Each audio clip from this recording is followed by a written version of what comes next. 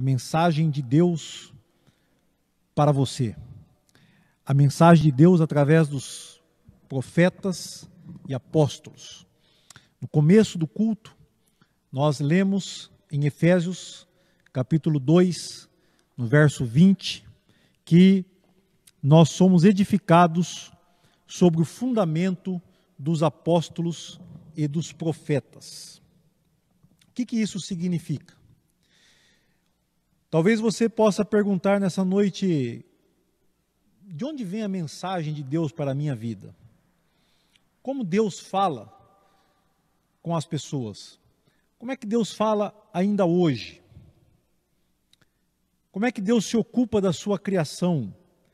Qual é a missão da igreja? Qual é o papel da igreja?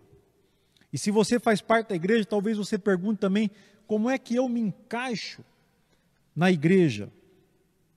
Então, nós vamos começar hoje uma série de 2 pregações, 2 mensagens, na verdade uma só, a mensagem de Deus para a nossa vida, a mensagem de Deus para você. E nós vamos tomar como texto básico a história do apóstolo Paulo, desde a sua primeira viagem missionária, que está no capítulo 13 de Atos, até as epístolas. Por quê?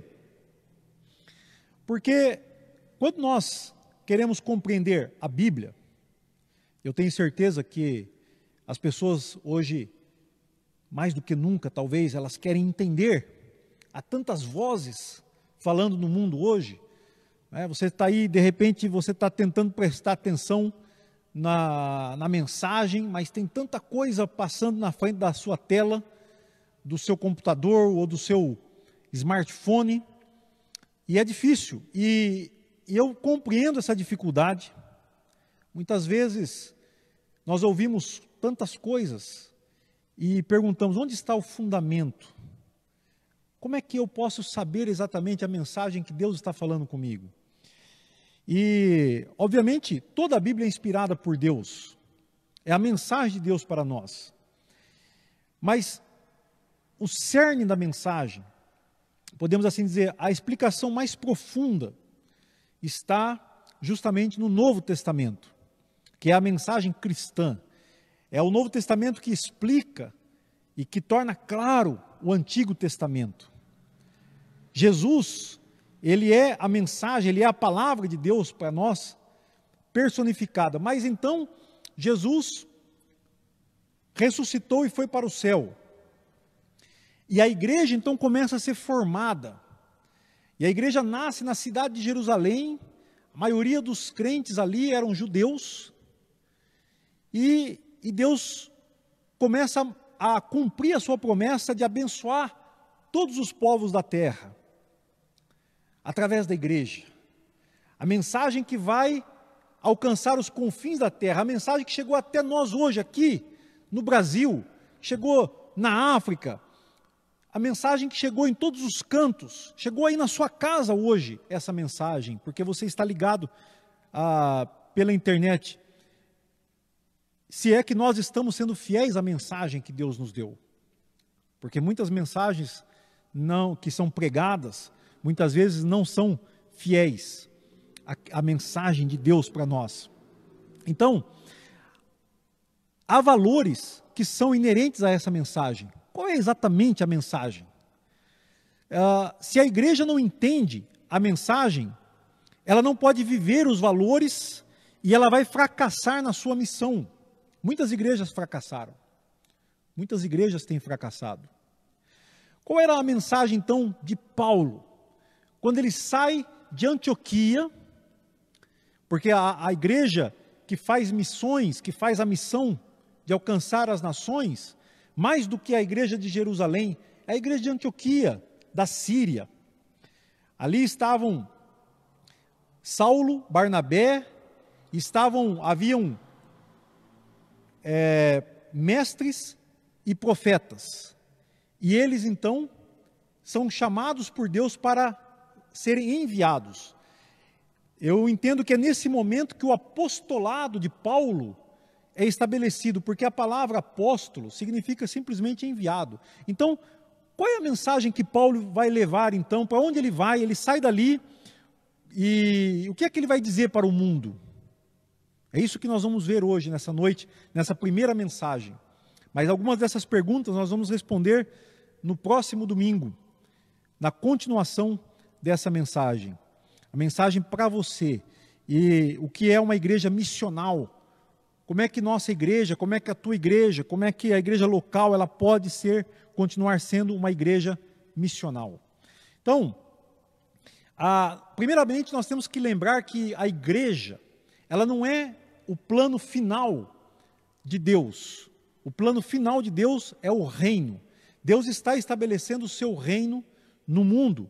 Deus reina nas alturas e Ele está estabelecendo o seu reino na terra também.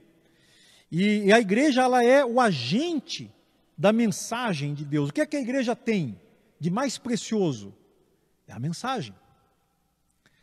Por isso que, irmãos, quando eu vejo uma igreja ou um pregador trocando a mensagem de Deus por um show, por uma retórica, por técnicas de oratória, ou por simplesmente entreter os ouvintes, perder o tempo, falando um montão de coisa que não tem nada a ver com a mensagem de Deus, isso me entristece muitas vezes, me preocupa, porque nós temos algo tão precioso que é a mensagem. E esse é o nosso alimento, é isso que nós temos que compreender, que entender, de fato, a mensagem de Deus. Então, foi por isso que o Espírito Santo, ali em Antioquia da Síria, ele vai operar no seio daqueles líderes, onde havia profetas e mestres na igreja de Antioquia da Síria, e o Espírito Santo diz: separai-me agora a Barnabé e a Saulo para a obra que eu os tenho chamado. E Paulo sabia muito bem, Saulo, que é Paulo, sabia muito bem qual era o chamado que ele tinha. O Senhor tinha falado para ele que ele seria constituído servo e testemunha de Jesus. E ele iria, então, levar as pessoas a abrir os olhos e convertê-los das trevas para a luz, da potestade de Satanás, do poder de Satanás para Deus, a fim de que eles recebam o perdão dos pecados e herança entre os que são santificados em mim. Paulo dá esse testemunho no livro de Atos, capítulo 26, versos 16 e 18. Então Paulo sai com Barnabé, é ali que o seu nome é mudado de Saulo para Paulo, que é simplesmente a maneira de dizer em hebreu e em grego, e Barnabé e Saulo vão primeiramente para Chipre, e ali eles testemunham a palavra. Depois eles vão então para o continente, voltam para o continente de barco, e a primeira cidade onde nós temos um esboço daquilo que Paulo pregou é em Antioquia da Pisídia. Não confundir Antioquia da Síria com Antioquia da Pisídia. Então a minha questão é, o que é que Paulo pregou naquele dia? Ele e Barnabé foram até uma sinagoga dos judeus e foi dado a eles a palavra. Falou: irmão, se vocês têm uma palavra de encorajamento para o povo, então levante-se e entreguem essa palavra. Então Paulo se colocou em pé diante daqueles judeus, que certamente alguns já tinham ouvido falar, alguns rumores a respeito do Messias e talvez até de Jesus, mas então Paulo vai entregar a sua mensagem. Isso está no capítulo 13 de Atos, a partir do versículo 16. E no versículo 17, então, Paulo diz assim: o Deus dos nossos antepassados, o Deus de Israel, escolheu os nossos antepassados e exaltou o povo, tirando eles do Egito, da escravidão, e com grande poder fez eles saírem daquele país e os aturou, ou suportou, ou aguentou os seus maus costumes no deserto durante 40 anos. E ele destruiu as nações de Canaã e deu a eles a terra herança do seu povo. Tudo isso levou cerca de 450 anos. Então Paulo começa com a mensagem. É interessante porque Paulo está usando aqui a oralidade. Ele está contando a história do povo de Israel. E ele começa pelo Êxodo. Isso é interessante porque ele vai apresentar a salvação, o plano de salvação. Então, é interessante começar pelo Êxodo, porque o Êxodo fala da salvação de um povo que é liberto da escravidão, um povo que é liberto do Egito, um povo que estava escravizado há centenas de anos, vivendo na pobreza, vivendo na miséria, sendo oprimido, batido pelos seus dominadores, e agora Deus os livra, né? Deus tira eles com mão forte, com mão poderosa, e dá a eles uma terra, dá a eles um lugar para eles viverem, um lugar onde eles podem plantar, colher e ter uma vida abençoada, uma vida tranquila. Então é dessa experiência que ele começa a falar, e ele vai falar da salvação em Jesus. E como é que Deus tirou aquele povo do Egito, um povo que não conhecia a Deus, para se apresentar a eles. Isso tem a ver com a igreja, não é? E aí ele continua dizendo, então depois disso Deus deu a eles juízes, até o tempo do profeta Samuel, versículo 20, verso 21. Então o povo pediu um rei, e Deus deu-lhes Saul, filho de Quis, da tribo de Benjamim, que reinou 40 anos. Depois de rejeitar Saul, levantou-lhes Davi como rei, sobre quem testemunhou. O Senhor falou, encontrei Davi, filho de Jessé, homem segundo o meu coração, que fará o que for da minha vontade. Então Paulo, ele destaca aqui as promessas feitas a Davi, como Deus estabeleceu uma liderança e fez promessas a Davi, por quê? Porque ele vai justamente falar dessas promessas que recaem sobre Jesus. Ele vai apresentar aos judeus e aos não-judeus que são convertidos ao judaísmo, quem é Jesus para eles. Essa é a mensagem que Paulo está entregando naquele dia. E ele diz, da descendência desse homem, Davi, Deus trouxe a Israel o Salvador Jesus, como prometera. Antes da vinda de Jesus, João pregou o batismo de arrependimento para todo o povo de Israel. Quando estava completando sua carreira, João disse, quem vocês pensam que eu sou? Não sou quem vocês pensam, mas eis que vem depois de mim aquele cujas sandálias não sou digno nem de desamarrar. Irmãos, filhos de Abraão, os gentios tementes a Deus, a nós foi enviada esta mensagem de salvação. Então aqui, Paulo introduz a palavra Salvador, que é citada no Novo Testamento 24 vezes. O Salvador é uma mensagem de salvação que ele está trazendo para o povo. Ali haviam judeus e haviam gentios, ou seja, não judeus convertidos ao judaísmo, que eles diziam homens tementes a Deus. E ele então fala de Jesus. É interessante também que ele fala de João Batista, porque é possível que a mensagem de João Batista tinha chegado até aquelas bandas. É bem possível. Embora os pregadores de João Batista não teriam entregue a mensagem completa.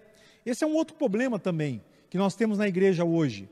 Se a mensagem que nós pregamos não é uma mensagem completa, então ela pode não alcançar o seu objetivo. Nós precisamos ter cuidado com a mensagem que nós pregamos. Então Paulo vai terminar dizendo que o povo de Jerusalém e os governantes não reconheceram Jesus, mas condenaram ele, cumprindo as palavras dos profetas que haviam falado a respeito da morte de Jesus, que são lidas nos sábados. Todos os sábados eles estão lá lendo os profetas. Mas o que adianta você ler se você não entende? O que adianta você ler se você não crê? Eles liam os profetas todos os sábados nas sinagogas, mas quando Jesus se apresentou a eles, eles não reconheceram. Então, eles pediram a Pilatos que o mandasse executar. Paulo está pregando isso. Versículo 29. Tendo cumprido tudo o que estava escrito, a respeito dele, tiraram ele do madeiro e o colocaram no sepulcro. Mas Deus o ressuscitou dos mortos, e por muitos dias foi visto por aqueles que tinham ido com ele até a Galileia e para Jerusalém. Estes agora são testemunhas de Jesus para todo o povo. Então Paulo está aqui falando a respeito da morte e da ressurreição de Jesus. Interessante que esse trecho da mensagem de Paulo se assemelha muito com os credos, como o credo apostólico. Como, por exemplo, no credo apostólico tem uma parte que diz assim: padeceu sob Pôncio Pilatos, sob o poder de Pôncio Pilatos, foi crucificado, morto, sepultado, desceu ao mundo dos mortos, ressuscitou no terceiro dia. Então essa é a mensagem da igreja, essa é a mensagem de Paulo. E aí ele vai falar mais da ressurreição, porque para Paulo a ressurreição de Jesus é central, e ele vai então dizer que as promessas feitas a Davi, de que ele não sofreria a corrupção, que o corpo dele não apodreceria, se cumpriram em Jesus, porque afinal de contas o túmulo de Davi ainda estava ali, e eles podiam testemunhar que o rei Davi havia tido seu corpo apodrecido, decomposto, mas que a promessa foi cumprida em Jesus, que não apodreceu o corpo, que não decompôs o seu corpo, mas ele ressuscitou ao terceiro dia. Então esses são os detalhes que Paulo dá a respeito da ressurreição de Jesus e como a Escritura se cumpre em Jesus Cristo. Paulo usa a Escritura porque os judeus estavam lendo as Escrituras. Ora, eles deviam acreditar nelas. Então, Paulo termina dizendo o seguinte: portanto, meus irmãos, quero que saibam que mediante Jesus é proclamado o perdão dos pecados a vocês. Por meio dele, todo aquele que crê é justificado de todas as coisas das quais não podiam ser justificados pela lei de Moisés. Então, finalmente, Paulo vai aqui também no centro da sua mensagem dizer que a lei não podia justificar.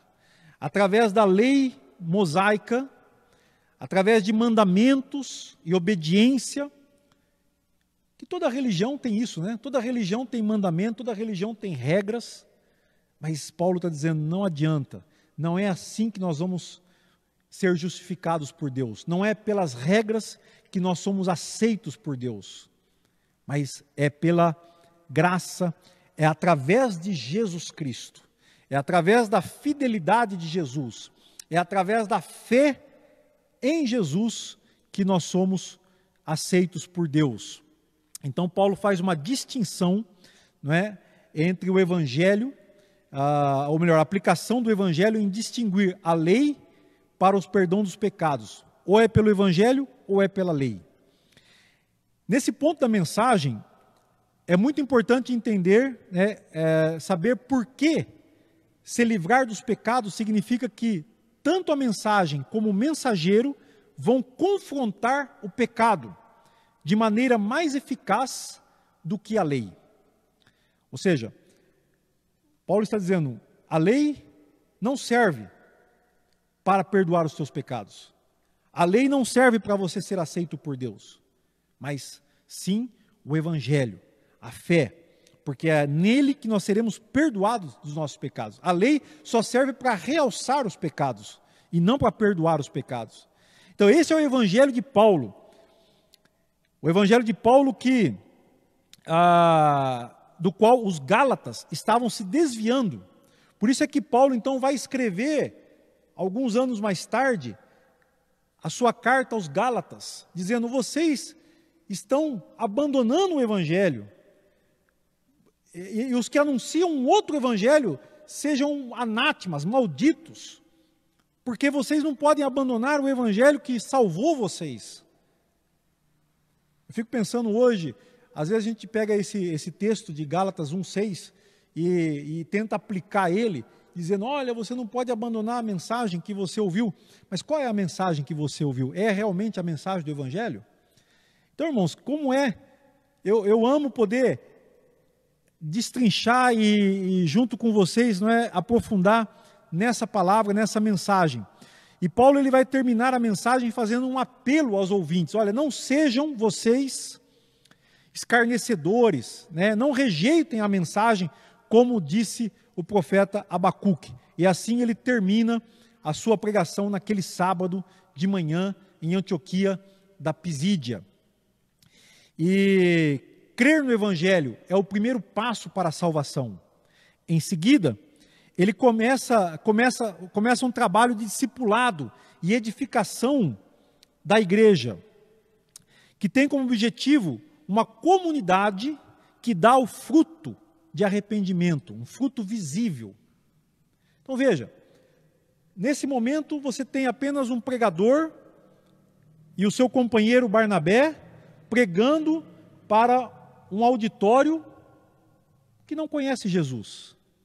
Mas a partir do momento onde eles entendem a mensagem, porque Paulo é capaz de trazer uma mensagem clara aos corações daqueles homens, ali então, alguns deles creem em Jesus. Eles vão pedir para Paulo vir falar no sábado seguinte, e ele vai. E ali nasce uma comunidade como aquela que estava em Jerusalém, como aquela que estava em Antioquia da Síria, de onde Paulo e Barnabé saíram para fazer a missão. Agora, em Antioquia da Pisídia, há um grupo de crentes, há uma comunidade cristã, discípulos de Jesus que começam a se formar. Então, nós temos que voltar à aplicação do Evangelho ao pecado. Jesus ele traz um sistema de valores que vão validar essa afirmação. Se eu prego o Evangelho, mas eu não vivo o Evangelho, então a minha pregação não vale nada. E agora aqui você tem uma comunidade. Essa comunidade crê no Evangelho. A crê, então vai começar a haver uma transformação do Evangelho na vida deles. Essa comunidade vai dar fruto. E as pessoas vão ver, as pessoas verão nos discípulos de Jesus o que é ser um cristão, o que é ser um discípulo de Jesus, como Jesus vive. Eu estava meditando num livro de Landa Cope, Modelo Social do Antigo Testamento, ela diz o seguinte: a mensagem que reformou as culturas ocidentais e constituiu nações com valores cristãos sólidos, não foi a mensagem da salvação, mas sim o evangelho do reino, incluindo a salvação. Nós temos hoje as nações, ela fala das nações do Ocidente, que foram colocados valores cristãos sólidos. Mas, irmãos, eu quero perguntar nessa mensagem, quais são os valores cristãos? Quais são os valores pelos quais nós estamos vivendo? Quais são os valores cristãos que nós estamos aplicando em nossas vidas? E qual é o caminho para que esses valores sejam efetivamente aplicados? Então, o reino da luz, ela continua, Landa Cope, o reino da luz é servidão. O reino das trevas é controle. É simples assim. Se nossas estratégias de discipulado são fundamentadas em controle, elas irão fracassar. O sistema do mundo é fundamentado em poder. Vamos dominar e fazer o melhor, mas o reino de Deus é fundamentado no serviço. Veja bem a diferença. No mundo, você domina e diz, é assim que vai ser, e você obriga. Mas no reino da luz, é serviço. Ela está dizendo. Se tivesse sido melhor para Jesus ter vindo com poder terreno, ele teria vindo. Por que Jesus não veio então e efetivamente estabeleceu o seu trono e reinou e fez com que todo mundo obedecesse? Será que é isso que nós estamos querendo que Jesus faça hoje? Ela continua. Se o controle de uma minoria funcionasse, toda a Europa oriental seria hoje comunista.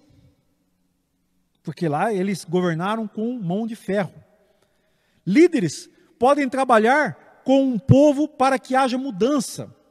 Mas se uma nação não é transformada pessoa por pessoa, ela não será discipulada. Os valores de Deus podem estar escritos nos estatutos civis de uma nação e terá algum efeito, mas para haver transformação real em uma cultura, esses mesmos valores devem estar escritos nos corações das pessoas. Percebe a diferença? Tocando em miúdos, né? Em outras palavras, não é porque está escrito na lei, ame a Deus, que as pessoas vão amar a Deus. O contrário também é verdade. Não é porque a lei permite o divórcio que eu tenho que me divorciar. Não é a lei escrita nos papéis que regem a vida do cristão. Por isso que Paulo fala, nós estamos debaixo da lei de Cristo. Cristo é a nossa lei. Ele estabelece os valores que nós vamos seguir, que nós vamos viver. Então, nessa citação da Landa Cope, até parece que ela fala de dois evangelhos, o evangelho da salvação e o evangelho do reino. Mas, na verdade, não existem dois evangelhos. Existe o evangelho do reino. E a mensagem de salvação está dentro do evangelho do reino. Esse é o evangelho integral. Nós não podemos dividir o evangelho. Nós não podemos pregar uma parte da mensagem. Se eu prego uma parte apenas da mensagem, ou se a igreja vive apenas uma parte da sua tarefa, da sua missão, ela não vai alcançar o seu objetivo, ela não vai servir para a finalidade para a qual o Senhor Jesus destinou a igreja para que ela sirva. Então, quando Paulo e Barnabé terminaram de pregar naquela cidade, eles foram expulsos daquela cidade. Olha que bênção. Foram expulsos. O pessoal chegou e falou, nós não queremos mais vocês aqui, fora daqui. E eles foram embora, cantando louvor a Deus. Mas eles deixaram uma igreja, deixaram um grupo de crentes lá, em Antioquia da Pisídia. Então nós estamos caminhando já para o final da mensagem, porque nós vamos continuar no domingo que vem. Mas eu quero que você, antes de terminar, você veja bem comigo como é que as coisas vão acontecer agora. O plano que Deus estava fazendo acontecer na vida de Paulo e Barnabé, como é que esse grupo de discípulos iria se tornar uma comunidade fiel? Como é que eles organizam a igreja? Então nós vamos ver que Paulo e Barnabé, eles saíram de Antioquia, foram para Icônio, Listra e Derbe. Em Listra, Paulo foi apedrejado e dado como morto. Olha a consequência. Mas ao terminarem, eles decidiram voltar para Antioquia da Síria, lá onde eles tinham começado.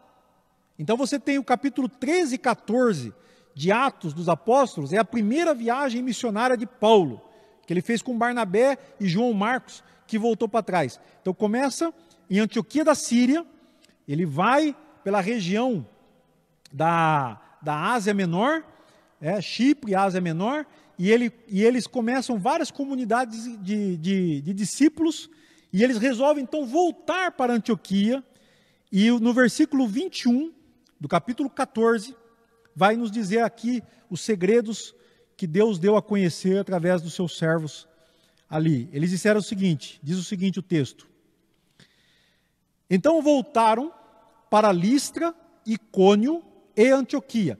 Lembre-se que em Icônio Paulo foi apedrejado, em Antioquia eles foram expulsos, mas eles voltaram lá, novamente, fortalecendo os discípulos e encorajando-os a permanecer na fé, dizendo, é necessário que passemos por muitas tribulações para entrarmos no reino de Deus. Verso 23 diz: Paulo e Barnabé designaram-lhes presbíteros em cada igreja. Tendo orado e jejuado, eles os encomendaram ao Senhor em quem haviam confiado. Olha que coisa tremenda. Então essas igrejas precisavam ser encorajadas, esses crentes precisavam ser encorajados. Qual era a mensagem dele?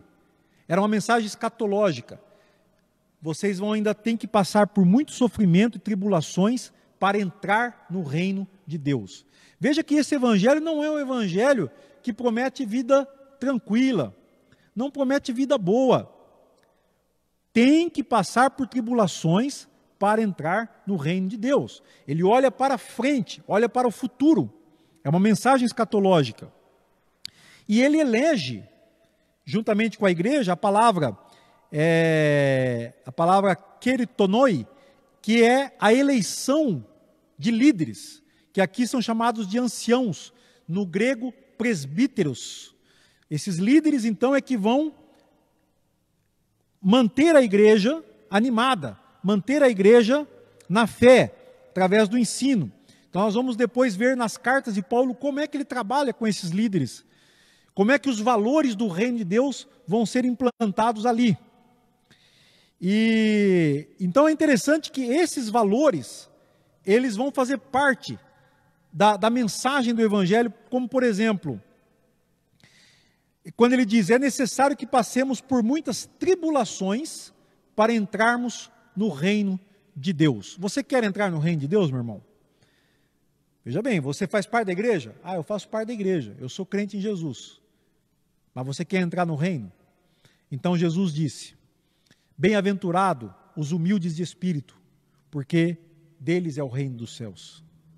Bem-aventurados que choram, porque serão consolados. Bem-aventurados mansos, porque herdarão a terra. Bem-aventurados os que têm fome e sede de justiça, porque eles serão fartos. Bem-aventurados misericordiosos, porque eles alcançarão misericórdia. Bem-aventurados pacificadores, porque eles serão chamados filhos de Deus. Bem-aventurados perseguidos, por causa da justiça, porque deles é o reino dos céus. Bem-aventurados sois, quando por minha causa vos injuriarem, vos perseguirem, e mentindo disserem todo mal contra vós. Regozijai-vos e exultai, porque grande é o vosso galardão nos céus. Pois assim perseguiram os profetas que vieram antes de vós. Esses são os fundamentos, irmãos, dos profetas e apóstolos. Essa é a mensagem de Jesus. Esse é o sistema de valores que Jesus estabelece, que confrontam os valores deste mundo. A igreja não está aqui para se conformar com o mundo. A igreja não foi colocada, estabelecida para ser igual ao mundo, mas ela é levantada na fé, na mensagem, e os valores que a igreja sustenta, não da boca para fora, mas na sua vida, no seu coração. Não escrevemos os valores cristãos na lei do nosso país, não adianta. Os valores cristãos têm que estar escritos em nossos corações. Essa é uma igreja que vai subsistir, essa é a igreja que vai permanecer, essa é a igreja que vai perseverar, essa é a igreja que vai confrontar o poder das trevas, essa é a igreja que vai levar a mensagem de Jesus, a verdadeira mensagem de Jesus. Então, irmãos, sobre a discussão entre a teologia de Paulo, da graça, da lei, o Sermão do Monte, para John Stott, ele diz o seguinte: a síntese dos reformadores puritanos, a lei nos envia a Cristo para sermos justificados, e Cristo nos manda de volta a lei para sermos santificados. Então não é a lei que nos leva, que nos justifica, que faz com que nós sejamos aceitos por Deus, mas a lei apontou para Cristo.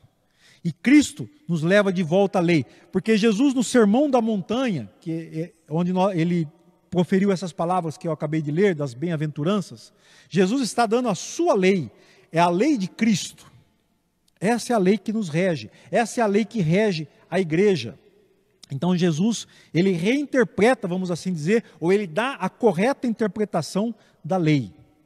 Então, meus irmãos, justifica-se que nessa jornada que nós estamos fazendo, nós vamos entrar nas cartas de Paulo, para entender como é que ele tratou com a igreja, quais foram os problemas que a igreja enfrentou, para que nós possamos ver como ele vai lidar com essa realidade, com a realidade da mensagem do Evangelho.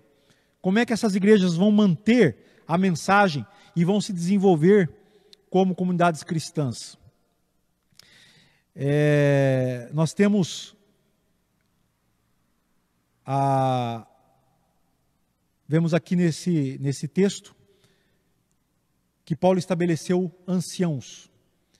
Então, como é que esses anciãos, que são presbíteros, são líderes, como é que tem que ser a vida deles? Mas não é só a vida deles, como é que tem que ser a vida de cada povo, de cada pessoa dentro do reino de Deus? Porque o padrão, os valores que Paulo exige quando ele elege esses anciãos, lá em Atos não é dado esses detalhes, como nós lemos ali no capítulo 14 de Atos. Mas quando nós vamos para a carta de Paulo a Tito, que Tito é um dos companheiros de Paulo, obreiro, que planta, ou que melhor, que trabalha na igreja em Creta. E Paulo dá instruções de como é que são os presbíteros, os anciãos daquela igreja. Mas veja que os valores cristãos, os valores que Paulo exige para que os presbíteros sejam eleitos na igreja, não é apenas para os líderes, mas é para todos. Vou explicar para os irmãos, porque às vezes a gente fala assim, para ser líder na igreja tem que ser assim. Então é por isso que eu não quero ser líder. Mas se você olhar a vida que era exigida, o padrão moral, o padrão desses homens, não é só para líderes. Todo cristão é chamado, todo cristão tem a responsabilidade. Porque o que o líder é? O líder é o exemplo. Aquele que se coloca na liderança, ele dá o exemplo para que os outros sigam. Ele é um modelo de valor cristão. Então, na carta de Paulo a Tito, no capítulo 1, versos 5 a 9, nós temos a descrição desses valores que vão ser muito parecidas. Esses valores são muito parecidos com o que Jesus estabeleceu no Sermão da Montanha. Então veja que a mensagem e o mensageiro são importantes. Quem é o mensageiro da mensagem do Evangelho? A igreja. Eu, você que está me ouvindo. Se você é crente em Jesus Cristo, você também é um mensageiro. A mensagem está em você. A mensagem está dentro do teu coração. As pessoas vão olhar para você e vão ver que você é a mensagem. Então esse padrão que Paulo pede para Tito, ordena a Tito, de estabelecer na igreja de Creta, não só em uma igreja, mas ele fala nas igrejas da região, porque haviam muitas igrejas, cada cidade é uma igreja local. Então esse padrão serve para todos nós. Para todos nós. Ele diz, Tito 1,5, a razão de tê-lo deixado em Creta foi para que você pusesse em ordem o que ainda faltava e constituísse presbíteros em cada cidade, como eu o instruí. É preciso que o presbítero seja irrepreensível, marido de uma só mulher, e tenha filhos crentes, e não sejam acusados de libertinagem e de insubmissão. Por ser encarregado da obra de Deus, é necessário que o bispo seja irrepreensível, não orgulhoso, não briguento, não apegado ao vinho, não violento, não ávido por lucro desonesto. Ao contrário, é preciso que ele seja hospitaleiro, amigo do bem, sensato, justo, consagrado, tenha domínio próprio e apegue-se firmemente à mensagem fiel da maneira pela qual foi ensinada, para que seja capaz de encorajar outros pela sã doutrina e refutar os que se opõem a ela. E nos versos 10 e 11, você tem o objetivo desse comando, dessa ordenação desses homens. Ele diz, porque há muitos insubordinados que não passam de faladores e enganadores. Percebam, por que nós precisamos de uma igreja que vive os valores cristãos, os valores de Jesus? Porque há muitos insubordinados que não passam de faladores e enganadores, especialmente os do grupo da circuncisão. Esse era um problema teológico que eles viviam ali. É necessário que eles sejam silenciados, pois estão arruinando famílias inteiras, ensinando coisas que não devem, e tudo isso por ganância. Irmãos, a situação era urgente. Será que hoje é diferente? Se a igreja fosse dominada por esses homens, ela iria fracassar. Hoje não é diferente. Se a igreja for dominada por esses homens, ela vai fracassar. Portanto, John Stott afirma que o Sermão do Monte de Jesus é o padrão para os nossos valores. Ele diz, assim os discípulos de Jesus têm de ser diferentes, tanto na igreja nominal como no mundo secular, tanto dos religiosos como dos irreligiosos. O Sermão do Monte é o esboço mais completo em todo o Novo Testamento da contracultura cristã. Ele escreveu isso num livro chamado A Contracultura Cristã.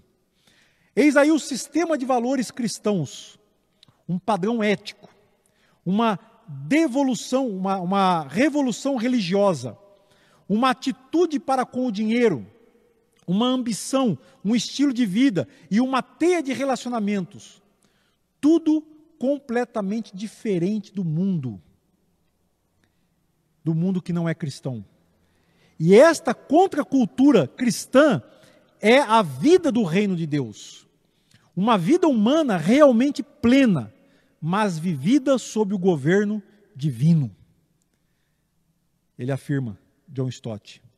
Então Paulo, ele fala dessa responsabilidade dos crentes de honrar o nome do Senhor. Lá em Romanos capítulo 2, versículo 23, ele diz, você que se orgulha da lei, desonra a Deus, desobedecendo a lei, pois como está escrito, o nome de Deus é blasfemado entre os gentios por causa de vocês. Paulo tem uma mensagem dura para os judeus. Alguns judeus que se dizem crentes. Romanos, ele fala isso. Ah, você se orgulha da lei, mas você desobedece à lei. Ah, você se orgulha de ser crente, mas você nem sabe direito qual é a mensagem e ainda não obedece. Ah, você chama Jesus de Senhor, mas você não faz o que Ele manda.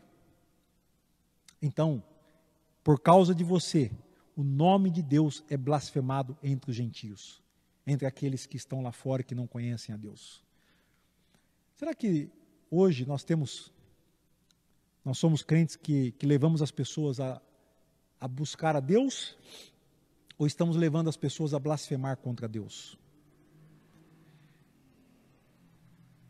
Hoje se fala em perseguição. Essa é uma mensagem. Esse é um tema que estamos discutindo, a perseguição. Somos perseguidos. Mas o problema é que quem mais persegue são os próprios religiosos. Veja na história do Paulo e o Barnabé lá em Antioquia. Quem é que perseguiu eles? Foram os religiosos. Os religiosos que têm valores morais para impor aos outros, mas eles mesmos não conhecem os padrões de Deus, não conhecem os valores de Cristo. Então eles impõem aos outros a maneira de viver. E eles perseguem, então, as outras pessoas. Isso aconteceu com os apóstolos, eles foram perseguidos pelos judeus. Essa perseguição religiosa, no mundo hoje há o extremismo religioso, principalmente o extremismo islâmico, mas também há extremismos cristãos que perseguem, que se levantam para agredir, para ofender, para perseguir os outros. Então, irmãos, esses religiosos que perseguem não estão debaixo da lei de Cristo. São apenas religiosos. São apenas religiosos. E é bom, hoje nós estamos vivendo, já vou encerrar, já estou caminhando por finalmente aqui com os irmãos, mas essa semana está se discutindo muito sobre o racismo nos Estados Unidos, por exemplo.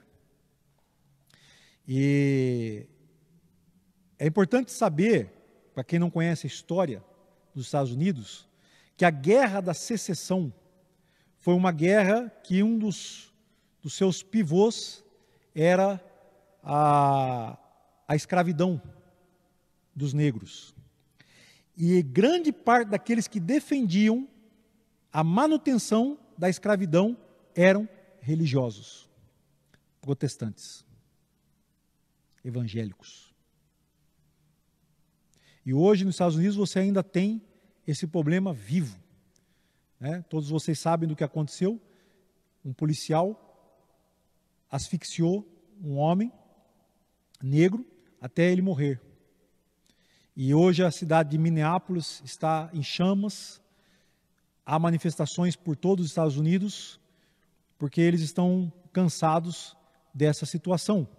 Esse homem, inclusive, há testemunhos, nós não sabemos se é verdade ou não, porque tem muita coisa, mas aparentemente era um homem crente, um servo de Jesus, mas nós não sabemos com certeza.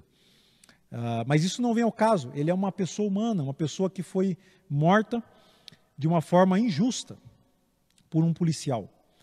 E tendo então em vista esse pano de fundo da Guerra da Secessão, que houve nos Estados Unidos no século XIX, e que ainda hoje tem as suas feridas abertas, muita gente morreu.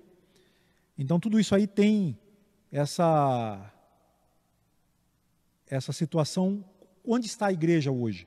Então chegou para mim uma carta da igreja, dos anciãos da Igreja Batista de Belém, que está em Minneapolis, lá onde aconteceu essa morte, esse assassinato.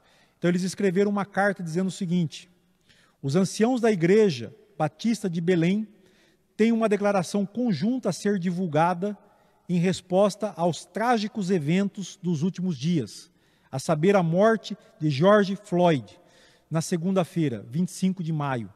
Nossa cidade está em convulsão e tristeza, raiva e dor.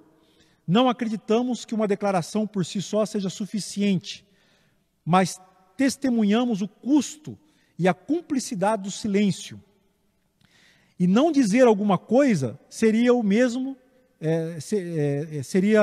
que dizer ficando calados. Então estamos com o coração partido pelo horrível assassinato de George Floyd. A Igreja Batista de Belém acredita no valor sagrado de sua vida e de toda a vida humana, da concepção até o caixão. Nosso senso de justiça, dado por Deus, foi violado. Ao assistir o vídeo de sua morte, lamentamos essa perda da vida sem sentido. Oramos por justiça e confessamos que algo precisa mudar. Estamos comprometidos em fazer parte dessa mudança, ao estabelecer parceria com outras igrejas locais no ministério do Evangelho. Apelamos ao nome do Senhor Jesus Cristo por misericórdia, ajuda e cura para a nossa cidade. Sabemos que a Igreja Batista de Belém não pode fazer tudo o que deve ser feito, mas podemos fazer nossa parte em parceria com outras igrejas locais. Devemos estar nisso a longo prazo. Não queremos reagir apenas depois que passar para outra coisa, quando terminar esses hashtags e protestos. Então, assina o pastor Jason Mayer, com os presbíteros e líderes da igreja, Stephen Lee, Dave Zuliger e Ken Corey, os anciãos da igreja de Belém. Então, irmãos, a igreja, ela tem que viver e sustentar os valores de Cristo. Ela tem que ensinar. Ela tem a mensagem do Evangelho. Mas nós temos que nos ensinar a nós mesmos primeiro. E essa mensagem tem que estar no nosso coração para que nós possamos fazer diferença no mundo de hoje. Vamos orar? Senhor nosso Deus, obrigado, Deus, pela Tua santa palavra, que o Senhor levantou através dela a igreja lá em Antioquia da Pisídia, que nós lemos a sua história hoje. E nós vemos a igreja em Pirajuí, a igreja em Minneapolis, nos Estados Unidos. São todas igrejas locais que estão fundamentadas na pedra angular, na pedra de alicerce, que é Jesus. E é Jesus que nos deu os valores cristãos, para que nós possamos vivê-lo. Ajuda-nos, ó Deus, a compreender a Tua mensagem e a viver a Tua mensagem dentro dos nossos corações, para que nós possamos fazer diferença no mundo, que essa mensagem possa transformar mais vidas e mais vidas hoje entre nós. É o que nós oramos e pedimos em nome de Jesus. Amém.